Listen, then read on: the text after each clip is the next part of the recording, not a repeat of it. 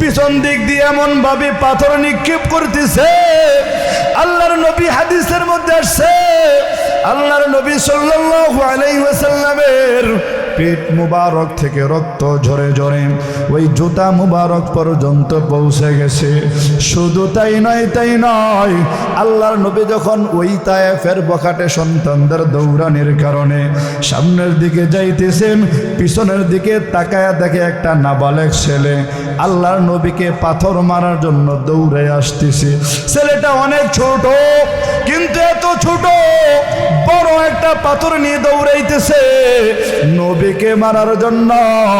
আল্লাহর নবী তাকায় দেখে পিছন থেকে যে অন্যান্য বড় বড় ছেলেগুলো পাথর মারে, ওই পাথর একটাই সেই নাবালক ছেলেটার উপর পড়ে গেছে। দয়ার নবী মায়ার নবী আর সামনে যায় নাই, সাথে সাথে দাঁড়ায় গেছি। এ যায় দাঁড়াও, একটা ছেলে পড়ে গেছে। আল্লাহর নবী পিছনে আইসা ওই ছেলেটাকে উঠায় বলে, বাবা তুমি মানুষ ছোট, এত বড় পাথর কেন নিয়েছো আমাকে মারার জন্য? দয়ার নবী মায়ার নবী ওই ছেলেটাকে উঠাইয়া গায়ের মধ্যে নিশা ফোসা দিয়া বলে, যাও যাও সামনে চলে যাও, তুমি আমাকে পাথর মারিও না। পাথর মারতে মারতে দয়ার নবী মায়ার নবীকে ওই পাহাড়ের চূড়া পর্যন্ত নিয়ে আসছে। এমন সময় আল্লাহ তাআলার সহ্য করতে পারে না, সাথে সাথে ওই যে জিব্রাইলকে পাঠাই দিছে। জিব্রাইল, লা ইউমিনু আহাদুকুম হাত্তা আকুনা আহাব্বা ইলাইহি মিন ওয়ালিদিহি ওয়া ওয়ালাদিহি ওয়ান নাসি আজমাইন। আল্লাহর নবী বলেন, এই আমার উম্মতের দল, শুনিয়া লও জানিয়া লও, দুনিয়ার জমিনে পরিপূর্ণ মুমিন হইতে হলে, যদি তুমি প্রকৃত মুমিন হইতে চাও, তাহলে আমি নবীকে তোমার ধন সম্পদের চাইতে, তোমার মা বাবার চাইতে, তোমার সন্তান সন্ততির চাইতে, দুনিয়ার সব কিছুর চাইতে আমি নবীকে মুহাব্বত করতে হবে। এ মুমিন মুসলমান, বুঝাইতে চাইলাম ঈমানের একটা অংশ হলো নবীর ইশক, প্রেম, নবীর ভালোবাসা অন্তরে লালন করো। কেমন ভাবে লালন করবা? আল্লাহর নবীর সাহাবায়ে কেরাম দেখা গিয়েছেন আল্লাহর নবী সাল্লাল্লাহু আলাইহি ওয়াসাল্লামকে কিভাবে ভালোবাসা লাগে। সাহাবায়ে কেরাম এমন ভাবে ভালোবেসে দেখা গিয়েছেন, পৃথিবীর মধ্যে যত মানুষ আসবে আর কেউ ওই পরিমাণ ভালোবাসতে পারবে না। জোরে জোরে বলেন ঠিক কিনা? সাহাবায়ে কেরাম আল্লাহর নবী সাল্লাল্লাহু আলাইহি ওয়াসাল্লাম বহুদিন আগে যখন মক্কার কাফের মুশরিক বেঈমানের দল আল্লাহর নবীকে যখন দিনের দাওয়াত দেওয়ার জন্য বের হইতেন, ওই মক্কার আবু জাহেল, উতবা, শাইবা আল্লাহর নবীকে বিভিন্ন ধরনের প্রোপাগান্ডা জ্বালাইতেন, বিভিন্ন ধরনের কষ্ট দিতেন, বিভিন্ন ধরনের নির্যাতন করতেন। একদিন আসরের সময় আল্লাহর নবী সারাদিন দিনের দাওয়াত দাঁড়ে দাঁড়ে বারে বারে দেওয়ার পর যখন সন্ধ্যাবেলা ওই দয়ার নবী মায়ার নবী মক্কা বাইতুল্লাহর চত্বরে আসছে, আল্লাহর নবী হাদিসের মধ্যে আসছে আল্লাহর নবী আসর নামাজের জন্য দাঁড়ায় গেলেন। আসর নামাজ পড়তে গিয়া আল্লাহর নবী যখন সেজদার মধ্যে গেছে, ওই আবু জাহেল, উতবা, শাইবা বখাটে লোকদেরকে নির্ধারণ করে রাখলো, যখন মুহাম্মদ সেজদায় যাবে এই নারী বুড়িগুলো মুহাম্মদের মাথার উপর ফালায়া দিবা। আল্লাহর নবী যখন ওই সেজদায় চলে গেল, ওই কাফের মুশরিক বেঈমানের দল আর উপর এই নারী বুড়ি এমন ভাবে ফেলাইছে আল্লাহর নবী সেজদা থেকে আর মাথা মুবারক উঠাইতে পারে না। অন্য লোকেরা দৌড়াইয়া গিয়া বলে, ও ফাতেমা তুমি কোথায় কোথায় দৌড়াইয়া যাও? ওই কাফের মুশরিক তোমার বাবাকে এমন ভাবে কষ্ট দিতেছে, তোমার বাবা মাথা উঠাইতে পারে না। ফাতেমা তুজ জাহরা রাদিয়াল্লাহু আনহা দৌড়াইয়া কাবায় কাবার দিকে চলে আসলেন। আয়েশা দেখে দয়ার নবী মায়ার নবী এখনো মাথা মুবারক উঠাইতে পারে না রে মুমিন।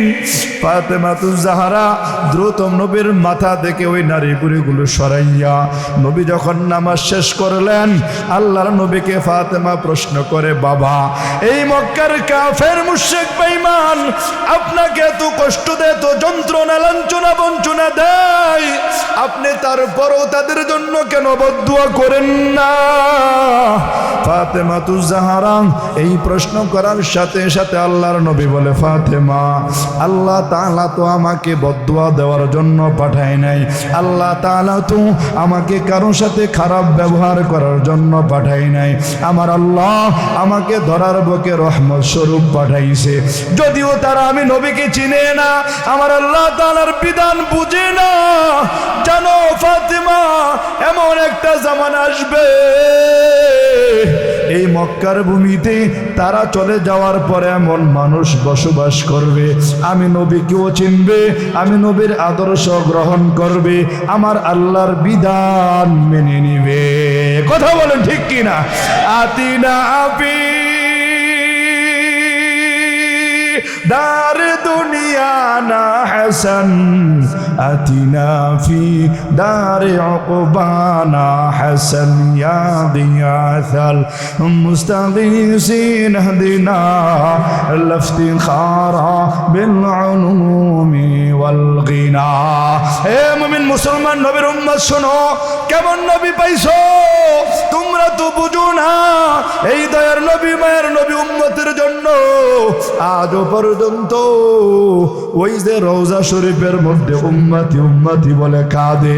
তুমি নবীর উম্মত কিন্তু তুমি নবীর আদর্শ মানো না, তুমি নবীর উম্মত আল্লাহর বিধান মেনে চলো না। এই বর্তমান জামানায় এমন আছে না নাই? জোরে বলেন আছে না নাই? আছে, অনেক আছে। আমার নবীর কলিজার মধ্যে ছুরি লাগায়, খুর লাগায়, আমার নবীর আদর্শকে জলাঞ্জলি দিয়ে সুন্নতের রেশ মাত্র তার সাথে নাই।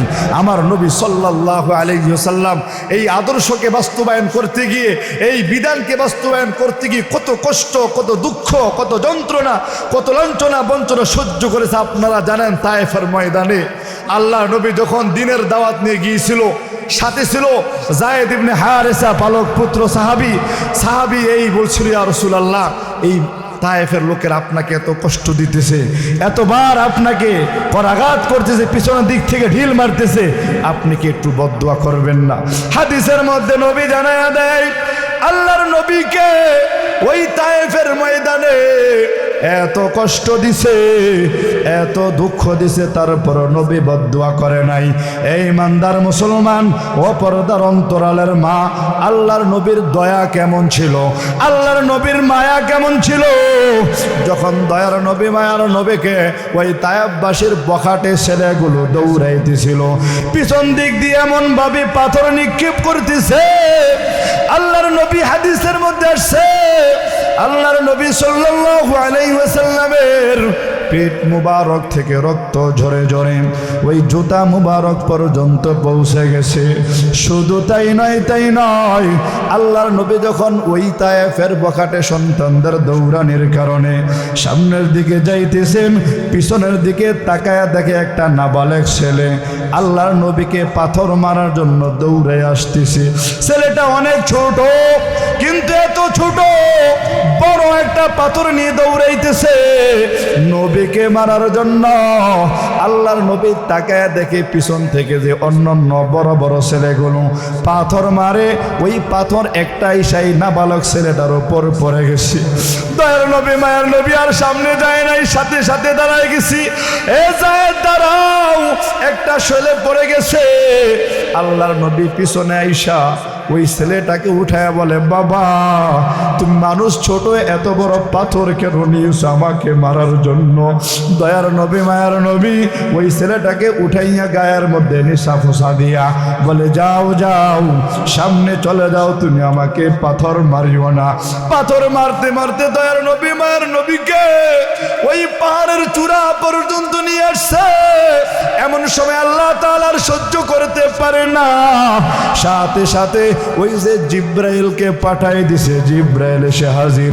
ওগো দয়ার নবী, মায়ার নবী, আল্লাহ তাআলা পাঠাইছে, আপনি অর্ডার করেন। যদি অর্ডার করেন এই মুহূর্তে দুই পাহাড়ের মাঝখানে রাখিয়া এই তায়েফবাসীকে ধ্বংস করে দেব। আল্লাহর নবী বলে না না, এই তায়েফের ছেলেগুলো আমাকে চিনে না, এই তায়েফের মানুষ আমি নবীকে চিনে না, বুঝে না, কিন্তু তাদের মধ্যে এমন একটা প্রজন্ম আসবে যারা আমি নবীকে ভালোবাসবে, আমি নবীর দিন মানবে, আমি নবীর আদর্শ মেনে চলবে। কথা বলো, বর্তমান সমাজে ওই তায়েফ ময়দানের মধ্যে হাজার হাজার কোটি কোটি নবী প্রেমিক আশেক আছে না নাই? বহু আছে। কারণ হলো নবীর আদর্শ নবী দেখাই গিয়েছেন। নবীর আদর্শ যদি আজও তুমি দেখাও, সব হিন্দু বলো, খ্রিস্টান বলো, বৌদ্ধ বলো, নবীর আদর্শ যেখানে বাস্তবায়ন হবে সেখানে সব মানুষ ইসলামের সুচিতল ছায়াতলে আসতে বাধ্য হবে। কথা বলেন ঠিক কিনা?